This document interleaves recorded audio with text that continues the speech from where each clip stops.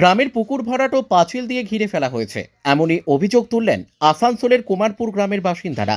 সেই প্রতিবাদে পথে নামতে দেখা যায় এলাকার মহিলাদের। তাদের অভিযোগ, জমি মাফিয়ারা জোর করে গ্রামের পুকুর ভরাট করে নিচ্ছে ও পাঁচিল দিয়ে ঘিরে ফেলেছে। তার ফলে এলাকার মহিলারা বাসন ধোয়া, স্নান সহ বিভিন্ন কাজ করতে পারছেন না। সেই অভিযোগে আসানসোলের কুমারপুর গ্রাম রক্ষা উন্নয়ন সমিতির উদ্যোগে শুক্রবার কুমারপুর মোড় থেকে আসানসোল পৌর নিগম দপ্তর পর্যন্ত পায়ে হেঁটে মিছিল করেন তারা।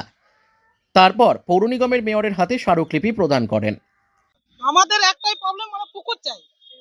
পুকুর আমাদের যেন অতি অবশ্যই ফিরে পাই, এটাই যেন চাইছি আমরা।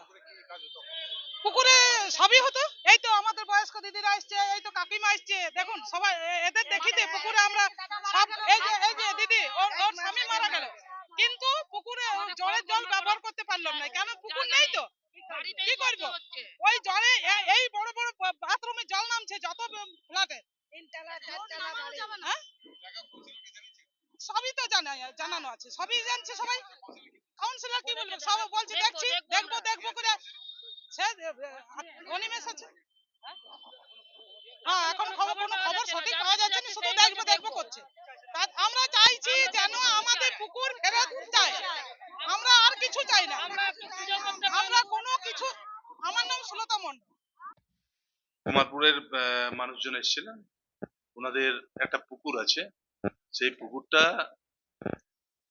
কোনো কারণবশত ওনারা ইউজ করতে পারছেন না, ব্যবহার করতে পারছেন না, কোনো কাজে করতে পারছেন না। তো যাতে পুকুরটা পুকুরে থাকে সে কারণে একটা ডেপুটেশন দিয়েছে, আমরা ডেপুটেশনটা নিয়েছি এবং আমরা চেষ্টা করছি যত তাড়াতাড়ি সম্ভব সেটাকে শর্ট আউট করে নিতে। কারণ পুকুর কেউই, যেই মালিক হোক, পুকুরকে বন্ধ করতে পারবে না।